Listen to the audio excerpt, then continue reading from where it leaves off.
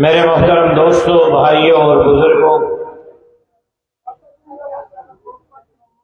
میرے دوستوں کے، میرے ساتھیوں کے بیانات ہو گئے۔ آج کے اس پروگرام کا بنیادی مقصد 15 جنوری کو ہونے والے بلدیاتی انتخابات کی تیاریاں ہیں۔ آپ کے علم میں ہے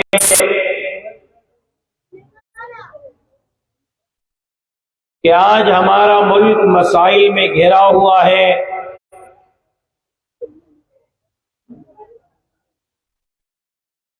عام آدمی آج بھی اپنے مسائل کے حل کے لیے پریشان ہیں۔ آج بھی غریب آدمی دو وقت کی روٹی کے لیے، آٹے کے لیے، عزت کے ساتھ روزگار کے لیے پریشان ہے۔ لیکن مسائل دن بدن بڑھتے جا رہے ہیں، ان مسائل کا کوئی حل نہیں مل رہا۔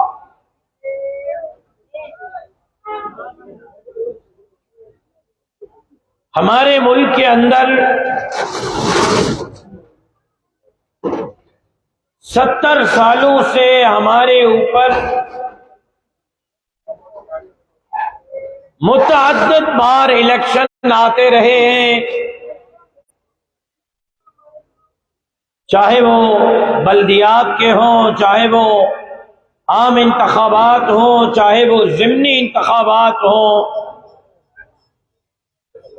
لیکن ہمیشہ ان انتخابات میں ایسے لوگ منتخب ہوتے ہیں جو منتخب ہونے کے بعد عوام کو بھول جاتے ہیں اور عوامی مسائل کے حل کے بجائے اپنے بینک بیلنس بھرنے میں پورے ہو جاتے ہیں۔ جب بندے اچھے منتخب نہیں ہوں گے تو اچھائی کہاں سے آئے گی؟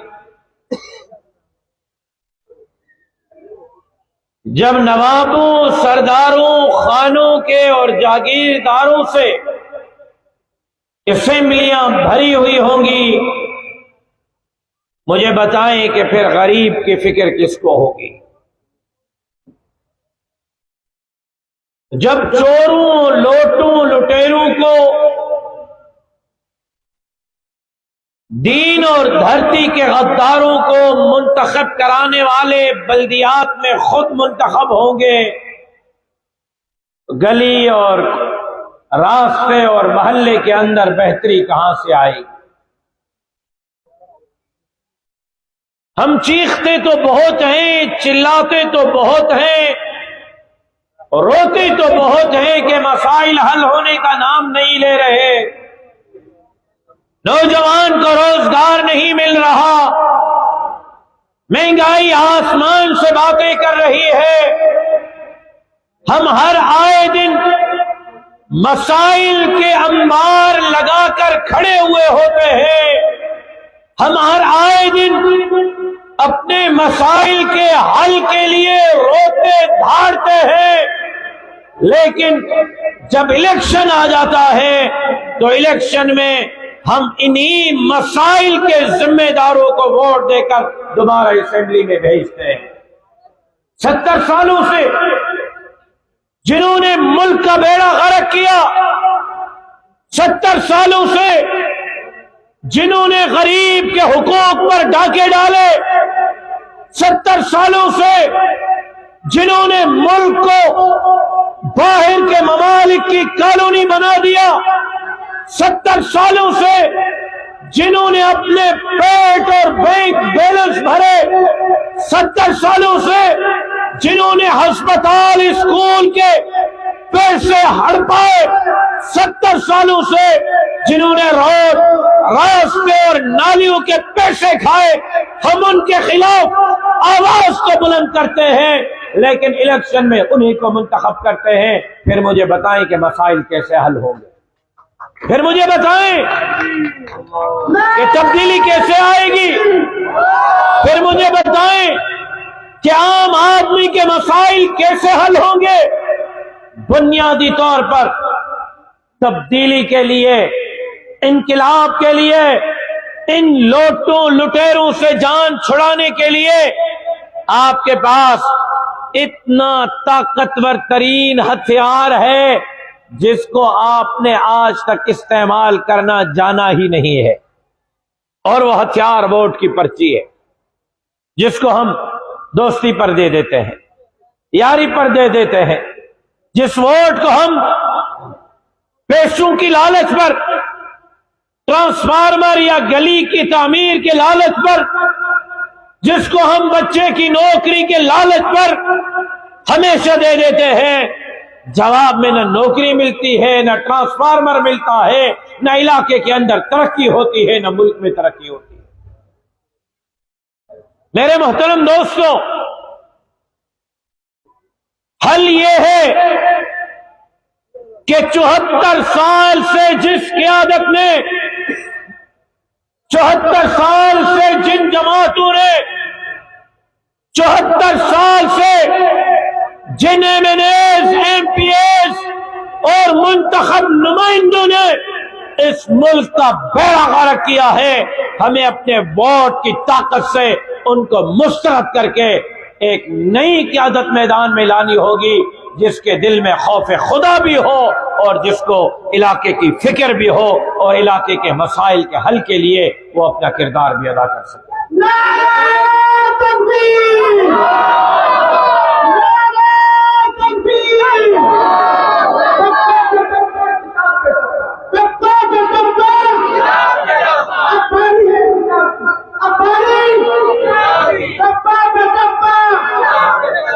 میرے محترم دوستو، میرے بھائیوں، باقی مسائل تو اپنی جگہ، آج حالت یہاں تک پہنچی ہے کہ عام آدمی کے دسترس سے آٹا بھی نکل چکا ہے۔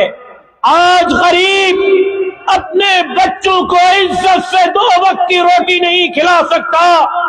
آج جہاں ہسپتالوں کے، جہاں اسکولوں کے، جہاں روڈوں راستوں کے پیسے ہڑپائے گئے، وہاں آج غریب کے منہ سے نوالا بھی چھینا گیا ہے۔ آج اس مہنگائی کی ذمہ دار حکومت کا منشور تو روٹی، کپڑا اور مکان ہے، لیکن آج اس حکومت نے غریبوں کو روٹی کیا دی، کپڑے کیا دیے، مکان کیا دیے۔ سندھ کی اس حکومت نے غریب کے منہ سے نوالے تک چھین لیے ہیں۔ آج 1 کروڑ 20 لاکھ گندم کی بوریاں 1 سال میں سندھ حکومت نے خریدی۔ 1 کروڑ 20 لاکھ گندم کی بوریوں کی خریداری سندھ حکومت نے کی۔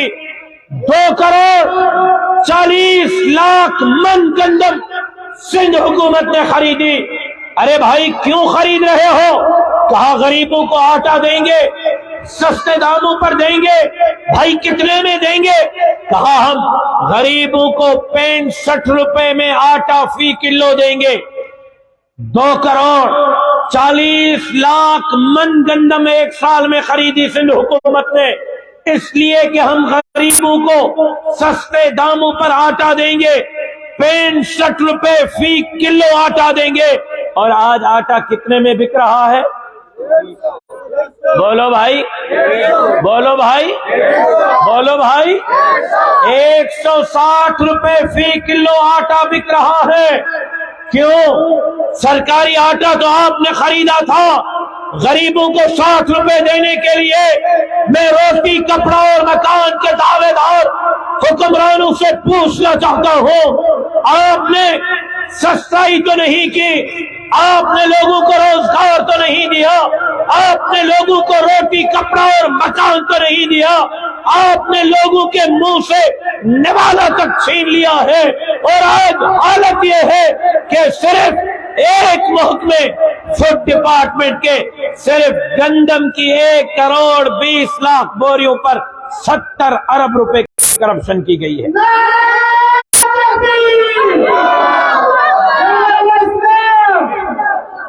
کچھ سمجھ بھی آ رہا ہے؟ سمجھ کچھ بھی نہیں آ رہا۔ تم نے بھی وہی اشر کیا ہے جو ایک خان صاحب نے میرے والد کے ساتھ کیا تھا. ابو بھی بات پوری کرتے تھے، وہ بھی نعرے پہ نعرہ، نعرے پہ نعرہ. ابو نے بازو سے پکڑا، خان صاحب کو سمجھ ممجھ میں بھی آتا ہے. اس نے کہا ڈاکٹر صاحب سمجھ ممجھ کو چھوڑو، تمہارا جوش کرتا ہے، ہمارا نعرہ مارتا ہے. تمہیں یہ بھی پتہ نہیں کہ نعرہ لگانے کا وقت بھی ہے یا نہیں ہے. نعرے تو میں کہہ رہا ہوں غریبوں کو آٹا نہیں مل رہا، تم کہہ رہے ہو نعرہ تکبیر. میں کہتا ہوں کہ 70 ارب روپے کی آٹے میں کرپشن ہو گئی، تم کہتے ہو نعرہ تکبیر. عجیب آدمی ہو یار، کچھ سمجھو بھی صحیح کہ میں کیا بول رہا ہوں.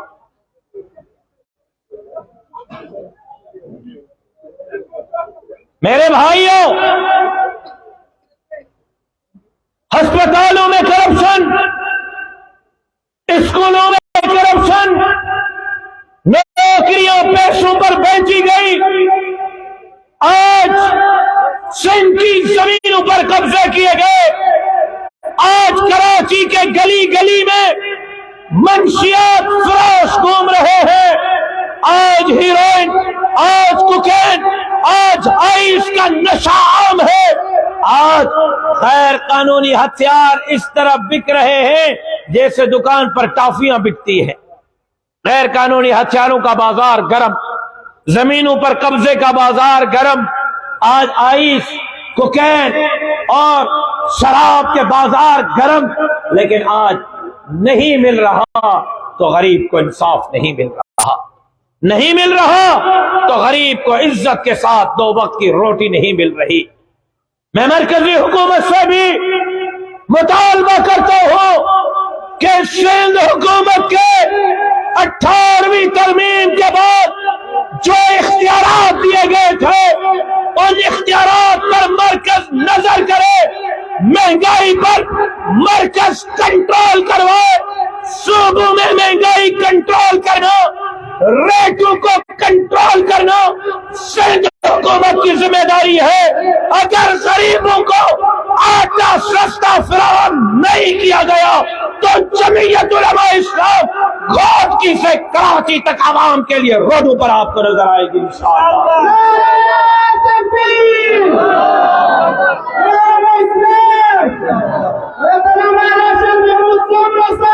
لیکن میرے بھائیوں، لیکن میرے نوجوانوں، لیکن میرے بزرگوں، یہ مسائل کا حل صرف ایک صورت میں ممکن ہے کہ 70 سالوں سے جو قیادت منہ چڑا رہی ہے اس قیادت کو تبدیل کرنا ہوگا اور جمعیت علماء اسلام کی صورت میں نئی قیادت آپ کو لانی ہوگی.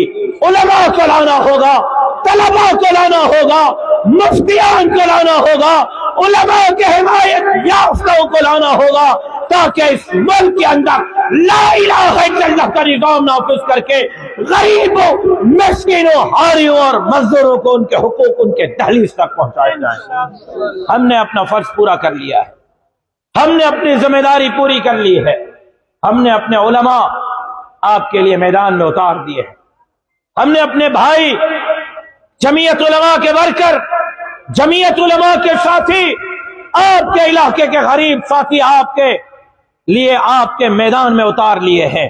اب فیصلہ آپ نے کرنا ہے کہ آپ نے 15 جنوری کو کس کو جتوانا ہے. لیکن ایک گزارش کر لوں، ایک عرض کر لوں، اگر آپ اچھی قیادت منتخب نہیں کرتے تو پھر 5 سال آپ کا رونا بھی نہیں بنتا. پھر چیخو بھی مت، چلاؤ بھی مت، رو بھی مت، پھر بھگتو، کیونکہ اپنے پاؤں پر کلہاڑیاں اپنے ووٹ کے ذریعے آپ خود مارتے ہیں. ہاں، تبدیلی لاؤ، قیادت کو تبدیل کرو، اقتدار جمعیت علماء کے حوالے کرو. ہم وعدہ کرتے ہیں کہ غریبوں، حاریوں، مسکینوں اور مزدوروں کو ان کے حقوق ان کے دہلیز تک جمعیت علماء اسلام کے یہ نمائندے پہنچائیں گے. کیا آپ کا کیا خیال ہے 15 جنوری کو آپ نے قیادت کو تبدیل کرنا ہے؟ آہستہ بول رہے ہو، کہیں چودھری صاحب نہ سن لے، وڈیرا صاحب، نواب صاحب نہ سن لے. جو ڈرتے ہیں وہ ذرا زور سے بولیں، قیادت تبدیل کرو گے؟ سارے ڈرتے ہیں بھائی. میں نے کہا جو ڈرتے ہیں وہ بولیں. جو مجاہد ہیں وہ بولیں بھائی 15 جنوری کو ٹھپے پہ ٹھپا، ٹھپے پہ ٹھپا، ٹھپے پہ ٹھپا۔ نوجوانوں آپ کا کیا خیال ہے؟ نوجوانوں آپ کا کیا خیال ہے؟ ٹھپے پہ ٹھپا؟ میرے بزرگوں کا کیا خیال ہے؟ ٹھپے پہ ٹھپا؟ اور میری ماؤں، میری بہنوں، میری بیٹیوں کا کیا خیال ہے؟ ٹھپے پہ ٹھپا؟ کتاب، کتاب تبدیلی کا نشان، کتاب اللہ کے دھرتی پر اللہ کے نظام کے نفاذ کا نشان، کتاب ہر ظالم سے بغاوت کا نشان، کتاب ہر مظلوم کی حمایت کا نشان، کتاب بلا تفریق کس قوم سے ہے، کس قبیلے سے ہے، کس صوبے سے ہے، کس مسلک سے ہے، کس مذہب سے ہے، بلا تفریق پوری انسانیت کے خدمت کا نشان، کتاب اس سن کو ایک مرتبہ پھر باب الاسلام بنانے کا نشان انشاءاللہ۔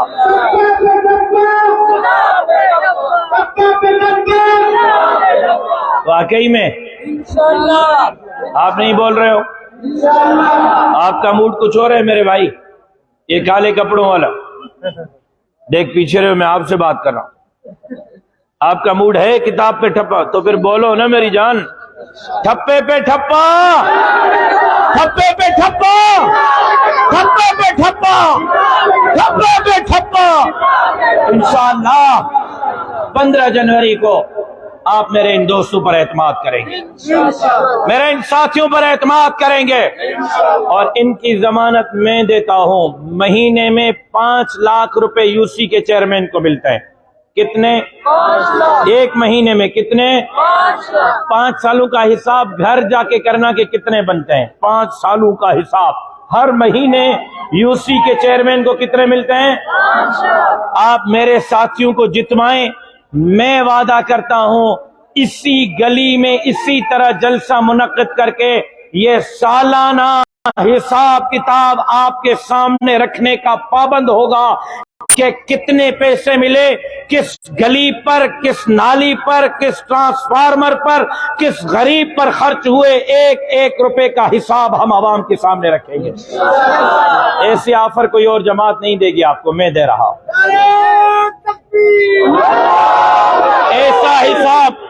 ایسا حساب کوئی اور جماعت نہیں دے گی، میں دوں گا۔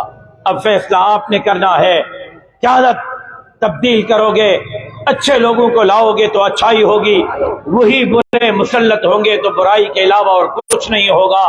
اس امید کے ساتھ آپ سے اجازت لے رہا ہوں کہ 15 جنوری کو چیئرمین، وائس چیئرمین اور پورے پینل کو کتاب کے نشان پر مہر لگا کر آپ قیادت کی تبدیلی کا، انقلاب کا، سندھ کو ایک مرتبہ پھر باب الاسلام بنانے کا آغاز اپنے یونین کونسل سے کریں گے۔